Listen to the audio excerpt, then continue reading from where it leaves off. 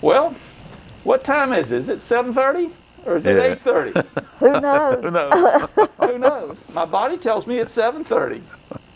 My watch says it's 8:30. But regardless, it is time for Good morning, Good Shepherd. Good morning to you all. I hope that you have tuned in now and not planning to tune in an hour from now. I know that there will be people that will. It's that lovely time to spring forward. Isn't it so nice in the fall to fall back? Yeah, fall back. I love that. But we've got to spring forward today. But it's a good day to spring forward. Wait, I almost felt like falling back in the bed this morning. Okay, that was good. You sprung up but fell back. Fell back, that's right. But we have good reason to get up this morning. Good Shepherd is back at in-person worship. It is our desire that we will get there at, excuse me, I had something caught my attention. But anyway, it is our desire that people will be able to come today. We will be able to seat a total of 200 folks, 100 each at 9:15 and 11:15. Notice I said 9:15. As long as we're having Good Morning, Good Shepherd, we can't start at 9. So 9:15 and 11:15, 100 each, 50 in the church, 50 in the parish house. It's possible if we have too many people show up, we may not have space. But we thought it was better to try this than to ask you all to make reservations. Yeah. We know how much fun it is to have to make a reservation to go to church. Also, we don't have a very good history with reservation No, we making. don't. And Ted, am I right in saying that if we have 52 people in the church, that's probably not going to be a problem? No one's going to send someone away Okay. because we have 55 or 56 or whatever. If it have 80 people show up, no, because, well, it's just the same thing that would happen even on a Sunday, beforehand, on Right. Christmas Sunday or Easter Sunday. It's possible that you could come here and the church was maxed out. Well, it's just that the level to max out is less. Right. But we think that it will work. Many people are staying home still. That's a perfectly valid thing to do. This disease has not left us. It is still around, although many of our people are able now to get the vaccine and are protected from serious illness. So we're not going to sit there and hit 50 in the church and send people away, but there will be a point where we're going to have to say that we've hit our capacity. Because in truth, if we don't do our best to comply with the spirit, if not the absolute letter of the guidelines, then the very nice accommodation that the diocese has made for us to double our capacity. And am I right in saying that if you have children in the nursery, we do have nursery, Right. That's right. but you please sit in the parish hall, and I think, help me with this, The they're children- to enter through the outside Right, the exterior doors The exterior in the doors. hallway by the bell tower. for So- That's the right. children. That's where the Right, children yeah. For the are. children in the nursery, and that does not count against our 50 in the parish house. No. either. That's right, yeah, no. And so, but if you're just coming and you want to be in the parish house, you come in through the foyer door. And if you want to be in the nave of the church, then you come in through the west door like we Right. usually do. And folks, you will receive communion. You'll be watching the service if you're in the parish hall. You'll be watching the service live on the big screen.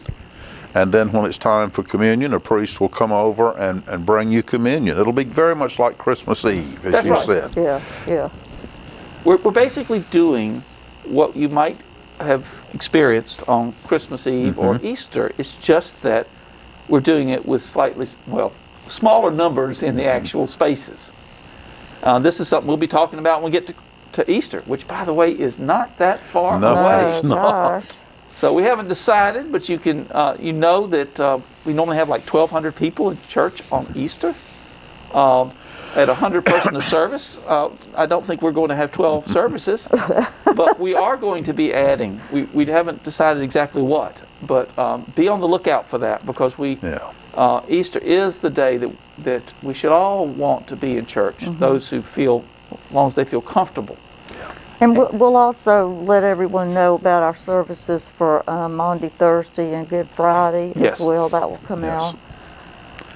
Those, to me, and as we enter Holy Week, those wonderful days of Maundy Thursday and the proper liturgy for Good Friday, that moves me more than just about anything that occurs up to that point. Now, I will say this past Friday, we had 9 people to come and walk the Stations of the Cross. And 2 priests. 2 priests. Well, there was a lot of sin gathered there. The priest brought it Mostly all. by the priest brought it. But folks, we had a great time. If you haven't walked Stations, it was a beautiful day. It was perfect. It was gorgeous. It could not have been more wonderful to walk the Stations with fellow Christians as we observe and try to remember the Passion of Jesus. So if you've not done that, I encourage you, Fridays at noon. Well, and also it was enhanced, amplified by Andy being there, because he gave us a history of a lot of the stations as we went by. So it was very meaningful, and I know the people who were there really appreciated that extra little information. The reason he gives so much is because he's so much older than I am. And that's right. I was there when the Hebrew Testament was written. So. It is absolutely true for anybody I've ever talked to who has taken the time for things like Stations of the Cross and to participate in Holy Week. I have never talked to someone who has done that who has not said Easter meant more to them that year than at any other time. Well, I can remember when I first joined here, that first year we were doing the vigil, the all-night vigil Thursday night, and I came in at like 3 or 4 in the morning after having been here for Maundy Thursday service. And that year, for the first time, I understood why Easter is the most important day of our Christian calendar and our Christian year. I mean, not to diminish Christmas, but there is a, it's like Andy said, if you take the whole week as a package, particularly if you've started off with Ash Wednesday, which I also think is a very meaningful service, it all feeds into it. You see how the story is told. You become a part of the story, which is one thing our Jewish friends do so well, is that they teach their children that they are a part of the story as they celebrate. And the Passover meal, the youngest child present, who can speak well, starts the Passover Seder by asking what question? Anybody know? Why is this night so important? Why is this night different from all other nights? And so a child begins the Seder, the Passover meal. And it's the youngest son, usually, if they have a son. But if you don't, they'll have to fall back on the little girl, I guess. We've got a comment or a question there. Are masks required for church? Masks are required for church. Yes, they are. And it's social distancing. Social distancing. Families could sit together. Yes. It's real important that even though we've got the vaccine, it's real important that we follow the rules. Right. And so that's what we're trying to do here. Yes? Do you have any advice for somebody who used to be able to walk the Stations of the Cross but is physically unable to do it now? Well, one of the things I would suggest is that you might just come and maybe join us as we start, and then just wait in the little garden here on the side of the church, because that's where we end the service. So you'd start with us. You can have your own booklet, or send someone down to pick up a booklet for you and do them at home. Yeah. Yes. That's perfectly reasonable. Yeah, because they're pictures in the book, so you could still get an idea of what's on the station as we. I don't know if you've noticed the artwork in the booklet. We have that artwork here in the parish hall. But if you notice the artwork, several things happen in that art. the face of Jesus continually changes. It's never the same face. In one picture, there's a Black Mary. I mean, so races change. It's an incredibly wonderful experience to kind of meditate on that artwork for a few moments and then hear the words of the stations themselves. I'm always moved, and I think, Bunny, you and I, or you said this, that that station where Jesus' body is laid in the arms of his mother, Yeah. that is a powerful thing. Several artists have produced Pietas, Right. of course most famous in Rome. But at Notre Dame, there was a Serbian artist who created a magnificent Pietà, which is in the church there. A little bit more rugged, shall we say, a little bit more earthy than Michelangelo's. But that episode, that one event in history, has moved artists for centuries to recreate that image. Right. You get to participate in that when you're here for stations. As Andy was saying, that if you have the booklet, if you'll just take it and look at the artwork, meditate on it a little bit. Don't rush through to see how Right. fast can I read through all the stations. You really, and give yourself a couple of minutes between stations, a minute or two. It will focus your mind. Bunny mentioned something a minute ago, and I had much the same experience, which is the Gethsemane Watch, which is a vigil where the sacrament is out in the church on Maundy Thursday, and people stay with it. Somebody is present in the church, usually by signing up, reservation. Funny, there's not usually a question of capacity No, on those not for that reservations. one, yeah. But I have done that every year for now probably 20-something years. And that is one of the most, it's an extraordinary feeling to sit in church with the sacrament at 3 o'clock in the morning. And you may just open the Bible, you may sit in silence, you may read or recite the Psalms, whatever seems appropriate at the time. There's not something you have to do, but just being there. In the And isn't silence. there a vast, at least I've found, a vast spiritual benefit in being still Yes. Yes, yes. and calming your mind, Yeah. trying to push out, well, I've got to go to the bank today, and I've got to go pay this bill, and I've got to meet this person. Push all that away. Well, when we did it last time, I think it was the year before last, Bryce Wright got a group of guys and they built a fire out there. And they sat out here all night. If you remember, Reynolds Jarvis used to stay out there all night to make sure the ladies got into the church and that sort of thing. So Bryce did that. And so when you came out of the church, there's a fire going, there are people there. It's almost actually like what's really going on Yeah. with Interesting. Jesus. Well, think of Jerusalem, and we did this Friday at stations, Bunny and I. We always get some drive-by greeters who blow the horn and yell at us. But it suddenly hit me. I didn't think of this beforehand, but it hit me. Folks, this is like the Passion Walk. Noisy. It was smelly. I mean, it wasn't silent and still. So here we were in this beautiful place called Good Shepherd. Beautiful. Kay Allen does such a magnificent job at this place. Here we are outside, focusing on Jesus while the world whirls around us. So it's a perfect thing to do. It's just great. So Friday at 12. Friday at 12, weather permitting. And Yeah. keep in mind Holy Week, which is coming up. Yes. For some of us trying to figure out the plans under our current circumstances, it seems like it's coming faster than we would like.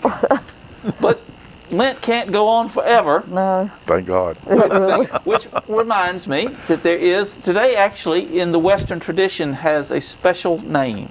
It's Laetare Sunday or Laetare Sunday, depending upon how you want to pronounce it.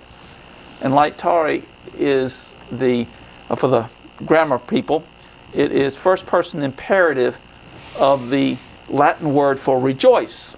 Because on this Sunday, it was always, the introit was rejoice. And the idea behind Rejoice Sunday was that whereas we say Sundays are not in Lent, and I think that is absolutely correct, but in many traditions they kept all the Lenten disciplines 7 days a week. Right. So they gave them a break on the middle Sunday of Lent. You got a break from the Lenten disciplines, and it was a rejoice. Yes. And as a result, you will see in some churches that the vestments change on this Sunday. They turn to a rose color vestments, similar to the third Sunday in Advent, Right. which is called Gaudete Sunday. Yeah.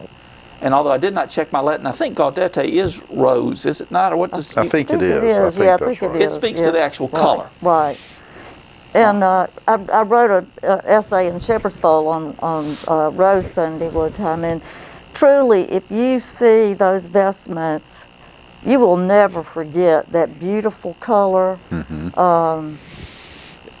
That is just it just brings peace. It gives you peace to see it. It's funny again. It's another example where our liturgical rituals speak to us in a way that is more than just the prose, just Yeah, it the words. says more than words can say. Yeah. It really does. Yes, Gaudete is rejoice as well. Oh, Gaudete okay. and rejoice as well. Well, thank you. With a rose. But yeah, that's right. Yeah, we still got to save face up here. That's right. Well, I will tell you, my 8th grade Latin is obviously insufficient. I took French, and I can guarantee you that it's insufficient. But one thing I'd like to say about the Lenten disciplines, all of us as clergy are well aware that we have families in our church that are facing just terrible things. And human suffering in and of itself has no meaning. It just is. And I learned this from my Roman Catholic friends, and I really like the concept that when you take your suffering, whatever it is, and join it to that suffering of Jesus, you sanctify your suffering. And you offer that as a gift to Christ, especially in Lent, especially. So when we walk the stations, folks, we're as close as we can get to actually being there. When we celebrate Maundy Thursday and we go through the Good Friday liturgy, you're as close as you can get to being present, because Jesus is there among us. Jesus is there. So I think all of us, one of the reasons I joined the Episcopal Church was the beauty of the liturgy and the prayer book. It spoke to me in words that I kind of knew but didn't know. That makes sense? Yeah, there's the familiarity of the liturgy. There's so much comfort in it. It brings you to Jesus. It really does. And you can do that as an individual. Of course, the prayer book enjoins us when we can to get together. But I think of our little band of companions on Friday at stations.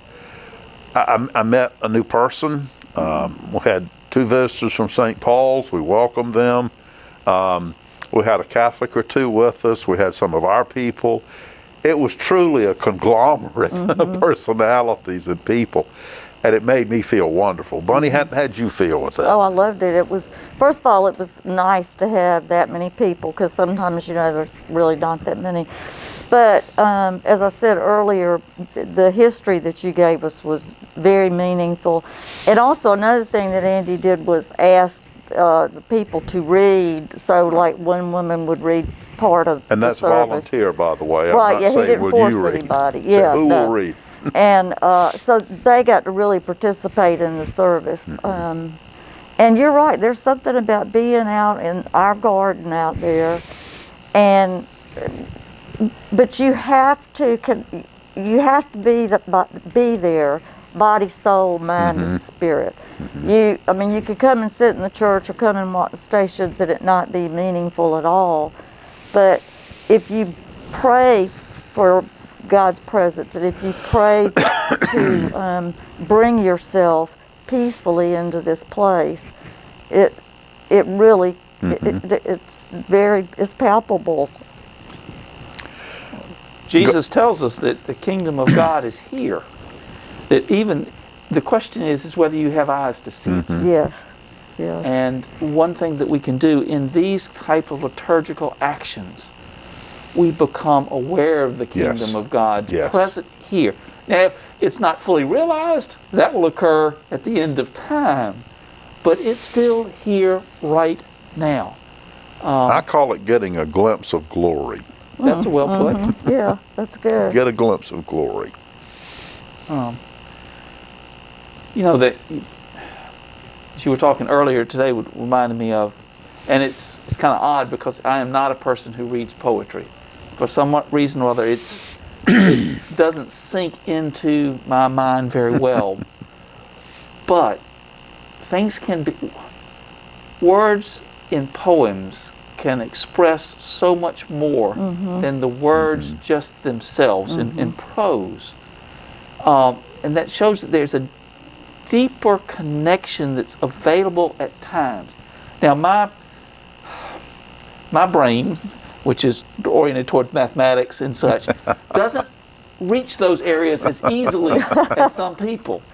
But even for my deficient brain, occasionally there will be a poem that will speak to me in a way that nothing else could. Somebody sent me a George Herbert poem this week as being appropriate for some of the issues that have arisen and in our world. And again, it spoke more to me than a 1,000-word essay could possibly have, and it was 6 or 8 stanzas. Music does that to me too. Yeah. I remember when I was preparing for my ordination, Mom and I were reading over the service, and in there's that "Come Thy Fount of Every Blessing," and the tune started going through my head. It's just music is another way that you could be emotionally dissolved, really. Absolutely. And you ought the spirituals, which it's not the particular genre of music that you will hear often at Good Shepherd, but it has sustained people for so long. Music is central to worship. While we have the organ and we will have some soloists or small groups singing, I am really looking forward to the day when the congregation can enthusiastically join in and sing. Yes. Not there yet, but we're getting close, folks. That will definitely be Welcome Happy Morning that day. And I love Hallelujah, Sing to Jesus. I think the most moving time, I was at a diocesan convention and we were having our evening worship service. It was at St. Paul's. And we processed into Hallelujah, Sing to Jesus. And folks, we lifted the roof at St. Paul's. It brought me I had big tears running down my face. Music is a mover of the soul. Yeah. And again, like liturgy and ritual, it can say more than words can say. It's assault on the senses, really. Yeah. Well, and they say that that smell really is most acute in bringing back memories. And I always think of Easter morning here at Good Shepherd, where you could smell the lilies, and smell the altar flowers, and the wine when we open And the wine. incense. And the incense, which I am a big believer in having the thurifer out there with the thurible. So am I. Yay! Folks, that's the incense burner, by the way. We use all these words like we think everybody knows them. Thurible. Well, I'm happy to hear that. I like to have the... Me too. I love it. I love it. Unfortunately, there are some people who have a reaction, a legitimate reaction. Some people just don't like it. It's all in their head, but other people have a genuine physical reaction. Although now there's a hypoallergenic I think that's what we use, I think. And we also, at least our tradition has been, use it lightly. Yes. Just enough to get a whiff of, but not smoke you out. Yeah. Let's put it that way. That may be the tradition at Good Shepherd. That's what I'm saying. I can tell you of a couple of Episcopal churches Well, that they'll will smoke you have out. Yeah, smoke you out. You cannot see it one another. Go to an because of- Orthodox service. If you like Yeah, incense, yeah. go to an Orthodox Right. service. Yeah. Yeah. But again, you're right, Bunny. It's tapping into something deep inside Yes. of us. And the lilies, yeah, that's the one in Darien where I was for 14 plus years. And they would put out in the church, I don't know, 100 or so Easter lilies on Easter. And the great joy, they would do that on Saturday for Sunday morning. And I would come in to say morning prayer by myself at about 6 o'clock on Easter morning. And the church has been shut up Oh gosh. all night long. And you have all those Easter lilies. I mean, it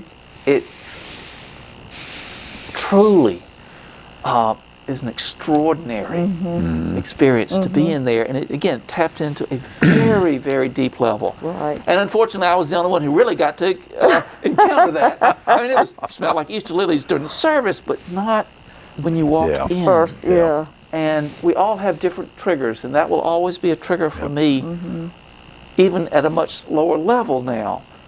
On Easter morning with Easter lilies, it's going to take me back to those Right. 6 a.m. by myself Yep. in the church on Easter morning. Right. Yeah, I Well, like so to, what we really are doing, I think, and my companions in ministry, please tell me if I'm wrong. Bunny, I know you'll have no trouble doing it. Folks, we're inviting you to participation. yes. Yes. The Christian community is both a private and individual. Your faith is private and individual, but it's also communal. I'm a firm believer that we do best when we're together. And as Ted said, folks, we're getting there. Please don't give up on us. We're getting there. Any comments on that? It's getting close to that time. Well, one more thing I do have a little bit of an announcement right now. I'll try to remember saying it at church also. Okay. But Wayne Lord is going to present a recital of choir to organ pieces for the season of Lent at First Baptist today at 3 p.m. You can attend it either in person, socially distanced and masked out at First Baptist, or watch live stream, which you go to the Facebook page or the YouTube links for First Baptist Church in Augusta. I tell you, it shows you how Christians have come together. When you first were in the Baptist Church, the odds of having something in for Lent would have been relatively remote. That was something my very strange Catholic friends did. Yeah.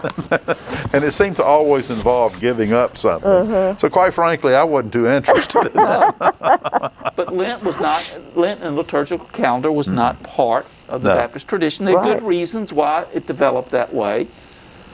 But it's amazing now how most of our denominations, the larger denominations, we are willing to look and see what is the best in another tradition Right. and steal it shamelessly Well, of course. Right.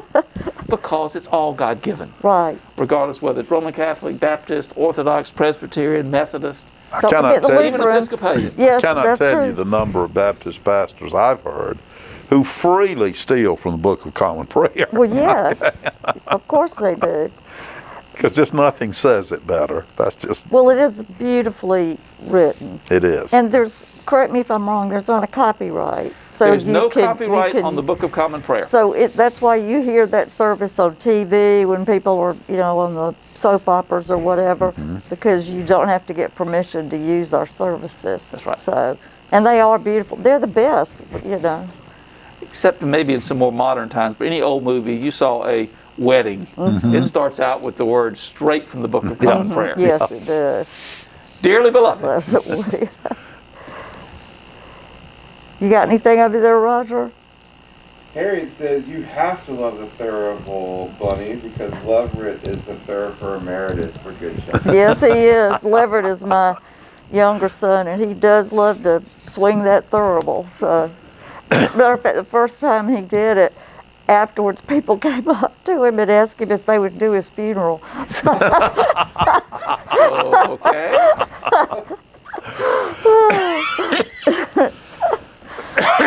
Excuse me. Well, it's about We have that hit our time, and we will go and prepare. And I hope that if you feel so called, that you will be in with us today in person. I hope that we have right around the targeted number, and maybe if for any reason we had an overwhelming number today, then please come back next week. That's right. Or at 11:15. Or 11:15. And I've seen people walking back and forth, and it looks so good to see people out there. I'm sure some people are thinking, well, there's 9 and 11:15, not 9:15 and Yeah. 11:15. So I fully expect it. Well- We hit 9 o'clock, folks. So instead of time for Good Morning, Good Shepherd, it's time for goodbye. We've got to go get ready.